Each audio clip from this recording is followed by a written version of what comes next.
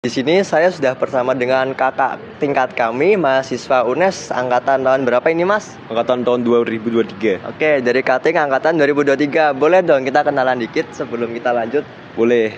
Jadi teman-teman semuanya, kenalin aku Jeki. Aku dari angkatan 23 dari Teknik Sipil sendiri. Oke, jadi Mas Zaki ini adalah mahasiswa UNES tahun 2023 dari Teknik Sipil, yang mana itu udah tahu lah mengenai material-material atau udah paham mengenai wawasan konservasi yang sudah diajarkan di UNES. Mari kita untuk menuju ke pembahasan dari wawancara saat ini. Nah, di sini saya ingin bertanya nih, Mas, sampah plastik di Indonesia itu kan sudah menjadi permasalahan yang nggak kunjung kelar nih. Nah, bagaimana sih cara terbaik untuk, mungkin bukan cara terbaik ya, bagaimana cara yang bisa dilakukan oleh masyarakat atau terutama mahasiswa-mahasiswa seperti kami supaya bisa ikut serta untuk membantu pemerintah melestarikan alam dan menjaga lingkungan. Apakah Mas punya alternatif solusi gitu? Oke, jadi sendiri saya tuh bergerak di bidang teknik sipil ya. Khususnya itu adalah beberapa inovasi yang bisa saya gunakan. Salah satu contohnya itu adalah paving. Jadi kalau sebelumnya tuh paving biasanya digunakan atau dibuat dari bahan semen dan pasir. Nah, karena sampah-sampah di Indonesia ini semakin banyak dan orang-orang penggunaan plastik itu sering kan, kita menggunakan inovasi bahwa pembuatan paving menggunakan sampah. Nah, jadi nanti untuk proses pembuatannya kita akan menerangkan di nextnya nanti.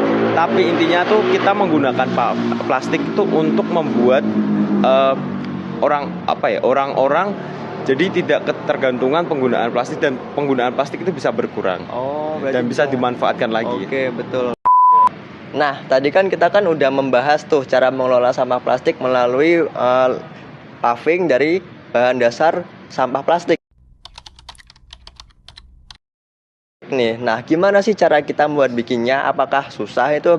Apakah mahasiswa seperti kita bisa bikin? Coba deh, boleh jelasin dikit. Nah, tadi kan udah saya singgung sedikit lah mengenai penggunaan plastik menjadi paving. Nah, pembuatannya tuh sebenarnya gampang. Jadi teman-teman mengumpulkan plastik-plastik atau dari bekas jajanan atau apa, nanti teman-teman bersihkan.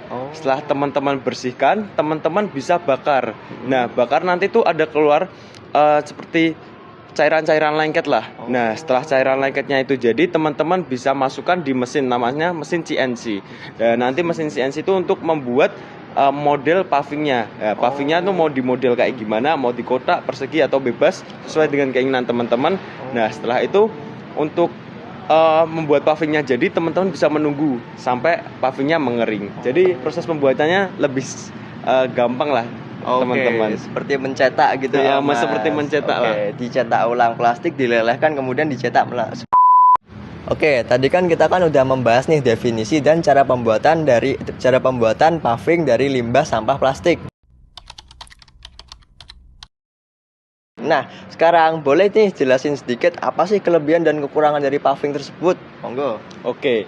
Jadi pasti kalau misalnya ada barang, ada kelebihan, ada kekurangan. Nggak semua itu perfect ya, teman-teman. Jadi kita bahas mengenai kelebihan dulu. Kelebihan dari paving limbah sampah plastik itu yang pertama green technology, teman-teman. Jadi kita berusaha untuk zero energy, untuk membuat sampah itu menjadi didaur ulang lagi, digunakan kembali. Yang kedua jelas karena isu masalah sosial lingkungan ya. Yang ketiga itu adalah lebih ekonomis nih, menggunakan plastik, karena kita biasanya menggunakan pasir dan semen. Nah, itu lebih mahal kan, karena kita menggunakan limbah jadi lebih murah. Selanjutnya kalau misalnya kita ngomong masalah kelebihan, pasti ada kekurangan kan. Ya, pasti. Nah, kekurangan dari bahan menggunakan plastik itu adalah sendiri masalah asap. Jadi asap yang kita bakar dari plastik itu kan ada bahan kimia-kimianya. Betul. Nah, kita naik ke udara nanti bisa mengganggu pernafasan manusia atau mencemari udara. Salah satunya itu. Nah, tapi dengan asap itu kita banyak solusi yang kita bisa gunakan. Salah satu yang pertama itu bisa menutup pembakaran. Jadi pembakarannya di ruang tertutup, tidak terbuka. Dan setelah menggunakan tertutup, kita jauh dari masyarakat. Karena kalau misalnya kita di kawasan padat penduduk, nanti berbahaya untuk pernafasan orang banyak. Nah, setelah kita menggunakan alat yang tertutup, terus kita jauh dari penduduk, kita bisa menggunakan alat pyrolysis dan extruder machine. Itu adalah salah satu metode yang kita gunakan untuk mengurangi asapnya itu. Jadi teman-teman memang ada kelebihan dan kekurangan dari suatu produk ya teman-teman. Dan dari kekurangan sendiri kita bisa mengevaluasi produknya ini oke atau tidak untuk kita gunakan. Bagus. Gitu. Oke. Nah, tadi kan kita kan udah berbicara nih mengenai alternatif solusi bagaimana sih cara menjaga lingkungan.